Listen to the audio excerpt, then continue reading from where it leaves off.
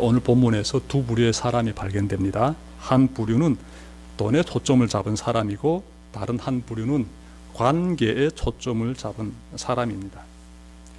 먼저 우리 돈에 초점을 둔 사람 찾아봅시다. 8절 말씀 제가 읽겠습니다. 8절 말씀.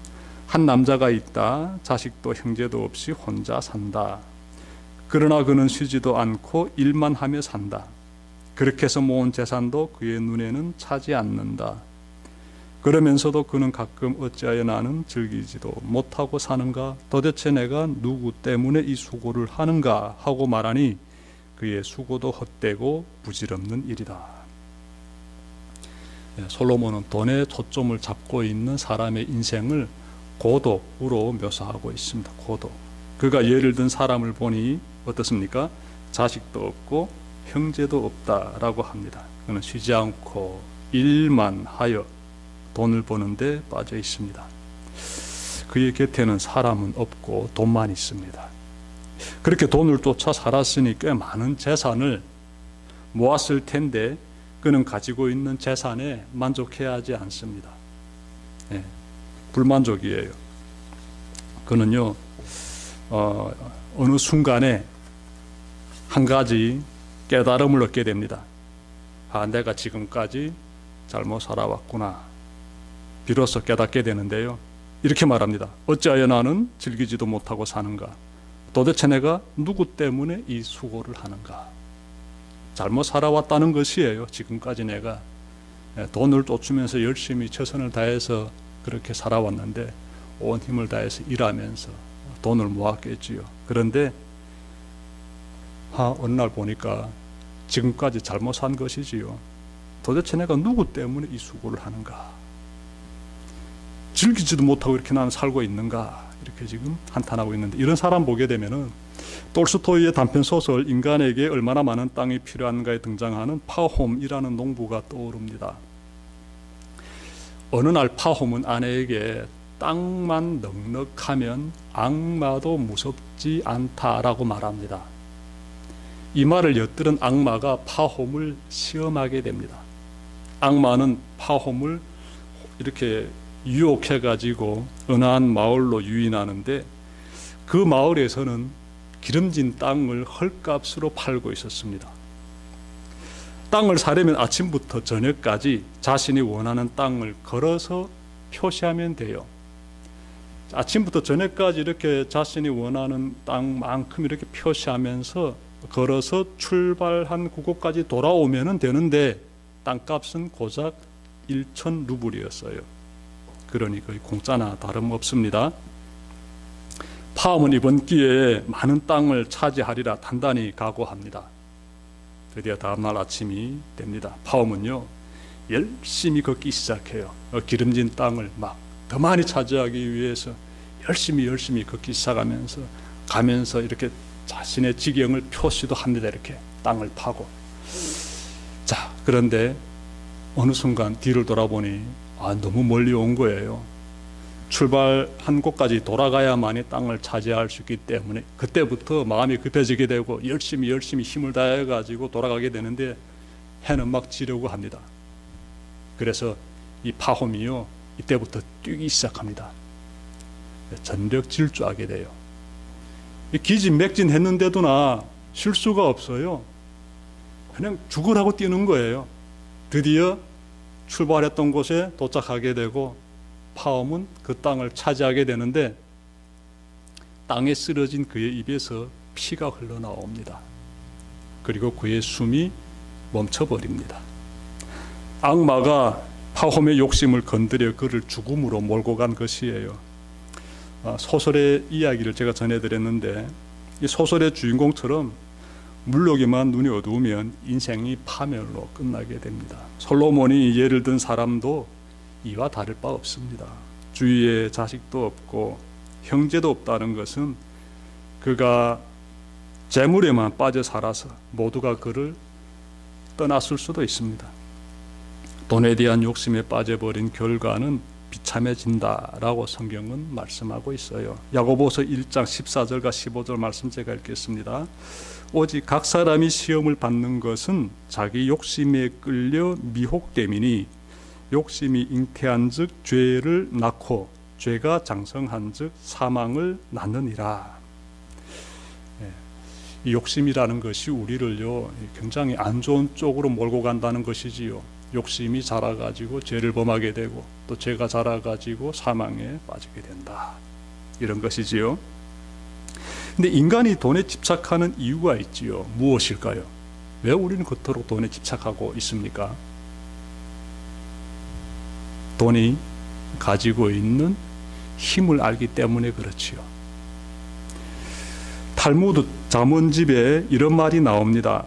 돌처럼 굳어진 마음은 황금망치로만 풀 수 있다. 꽤 멋있는 말이지요. 아무리 완고한 사람, 바위 같은 사람, 흔들릴 것 같지 않은 사람일지라도 그 사람의 마음을 움직일 수 있는 것은 돈이다 라는 것이지요. 돈이 지닌 막강한 위력을 이렇게 알려주는 속담입니다. 돈에 여유가 있으면 집안이 평화로워질 가능성이 높습니다. 반면에 돈이 없으면 집안에 불화가 일어날 가능성이 큽니다. 하지만 그렇다고 하여 돈이 인생의 목적이 되어서는 안 되지요. 여러분, 돈에 초점을 두면 돈의 노예가 되어버립니다.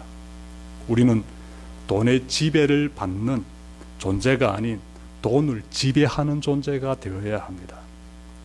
오늘 본문의 8절에서도 발견되듯이 돈에 초점을 두고 살면 고독한 존재가 되고 맙니다. 주변 사람들은 물론이거니와 가장 가까운 가족마저도 그를 떠나버려 철저히 홀로 남게 되며, 아니 이렇게 되게 되면 그동안 수고해서 모은 그 많은 재물이 무슨 유익이 됩니까? 아무리 돈이 많아도 마음에 밀려오는 외로움을 이겨낼 수 없게 되고요, 외로움이 밀려오게 되면은 우울증이라는 마음의 병을 얻게 됩니다. 그러니 안 좋은 것이지요. 그뿐입니까? 혼자 외톨이가 된 고독한 사람은요, 위기 때 타인으로부터 도움을 받을 수 없게 됩니다. 밀려오는 고통을 그대로 맞으며 무기력의 수렁에 점점 더 깊이 빠져들게 돼요. 그러므로 우리는 돈에 초점을 두고 살면 안 됩니다. 돈에 초점을 두고 사는 인생은 곧 헛된 인생이다. 이 사실을 항상 기억하시길 바랍니다. 자, 다음으로 관계에 초점을 둔 사람을 찾아봅시다. 9절 말씀, 혼자보다는 둘이 더 낫다.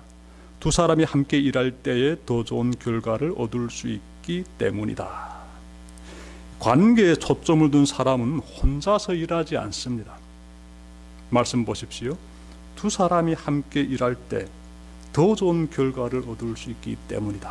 함께 일하는 가운데서 좋은 결과물을 만들어낸다는 것이지요.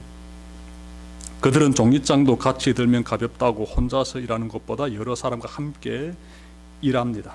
어떤 사람들이? 관계에 초점을 둔 사람들이 그렇게 일합니다. 그들은 일할 때 이기적이지 않아요. 개인 이기주의를 부리지 않습니다. 이타적이에요. 서로를 배려하면서 양보하고 이해하고 보조를 맞추면서 그렇게 일함으로써 좋은 결과물을 만들어냅니다. 관계에 초점을 둔 사람은요, 참 복받은 사람들이지요. 주변에 이 사람을 도와주는 사람들이 있습니다. 그런데 관계에 초점을 두지 않은 사람 곁에는요, 힘들 때 도와줄 수 있는 사람이 없어요. 10절 보십시오. 그 가운데 하나가 넘어지면 다른 한 사람이 자기의 동물을 일으켜 줄 수 있다. 그러나 혼자 가다가 넘어지면 딱하게도 일으켜 줄 사람이 없다. 이런 말씀 보게 되면 우리 인생의 여정이 떠오르지요. 시련 앞에서 힘들어할 때 나를 부축해주고 나와 함께 이렇게 걸어갈 수 있는 인생의 동반자 떠올리게 되는 것이 있습니다. 제가 겨울에 등산한 적이 있는데 그때 한 남성이 길에 쭈그리고 앉아 있고 주위에 일행으로 보이는 사람들이 걱정에 찬 시선으로 그 남자를 바라보는 장면을 본 적이 있습니다. 남성이 손이 발목을 감싸고 있는 것을 봐서 아마 발목 접질린 것 같았습니다. 추운 겨울에 혼자 등산하다가 저런 부상 당하면 정말 걸을 수 없기 때문에 정말 힘들 것이다 라는 생각이 들더군요. 다행히도 그 사람 곁에는 부축할 수 있는 사람들이 있었습니다. 우리 인생도 이와 같지요. 우리 곁에는 내가 힘들어 쓰러질 때 부축해주고 일으켜줄 수 있는 사람들이 있어야 합니다. 제가 누군가로부터 전화 한 통 받았는데 저에게 이런 하소연을 했습니다. 지금 너무 힘들어서 주위 사람들에게 도움을 청했는데 한 사람도 도와주지 않습니다. 그러면서 이렇게 마음의 이 서운함을 막 이야기하더군요. 여러분, 인생이 시련 가운데 빠졌을 때 주위의 사람들은 다 나를 떠나고 모른다고 하고 외면할지라도 여러분, 나를 떠나지 않는 분이 있습니다. 그분을 알아야 돼요. 그분을 꼭 붙잡고 의지해야 합니다. 그분이 예수님이세요. 평시에 예수님과 친밀한 관계를 이어온 사람은 위기 때에 예수님부터 찾습니다. 예수님부터.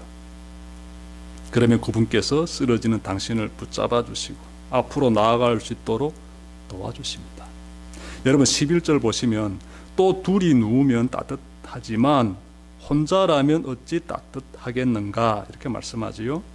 솔로몬은 두 사람이 함께 누우면 따뜻해진다 이렇게 말하는데 이것은 관계의 친밀함에 대한 의미를 담고 있습니다. 관계의 친밀함. 두 사람이 함께 있으면 따뜻하다. 그만큼 두 사람의 관계가 얼마나 친밀한지를 지금 우리로 하여금 그려보게 해주는 말씀이 되겠습니다. 따뜻함이 느껴지지 않는 관계는 인생에 별로 도움이 되지 않습니다. 아무리 많은 사람과 관계를 맺고 있을지라도 그 관계 속에서 친밀함과 따뜻함이 느껴지지 않는다면 외로움 가운데 홀로 사는 사람과 크게 다를 바 없습니다. 현대인들 가운데는 인터넷 공간에서 다양한 사람들과 소통하며 나름의 관계를 맺고 있다라고 생각하는데 그 가운데서도 외로움이 가져지지 않고 있지요. 또 직장에서 많은 사람들과 관계를 맺고 각종 모임에서 관계를 맺고 있음에도 불구하고 여전히 외로움을 또 느끼게 되지요. 아마 우리 모두가 경험하고 있는 사실들입니다.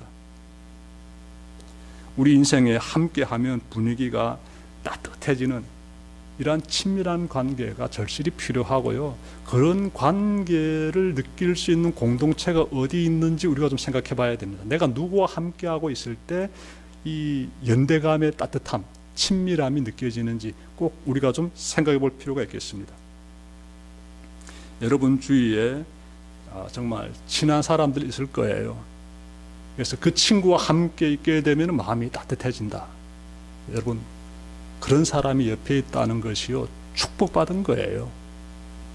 그런 사람과 좋은 관계를 잘 이어가야 됩니다. 그런데 그러한 나에게 따뜻함의 친밀함을 느껴주는 사람도 소중하지만 더 중요한 분이 예수님이십니다. 그 사실을 항상 잊지 말기를 바라요. 여러분과 예수님과의 관계의 친밀도는 어느 정도입니까? 따뜻합니까? 아니면 좀 냉랭합니까? 예수님을 내 마음에 모시는 것이 기쁘고 예수님에게 나의 마음을 아뢰는 것이 편하고 예수님을 위해 나의 인생을 바치는 것이 즐겁다면 그는 예수님과 따뜻한 사랑의 관계를 지금 이어가고 있습니다. 여러분의 마음이 이와 같기를 바랍니다.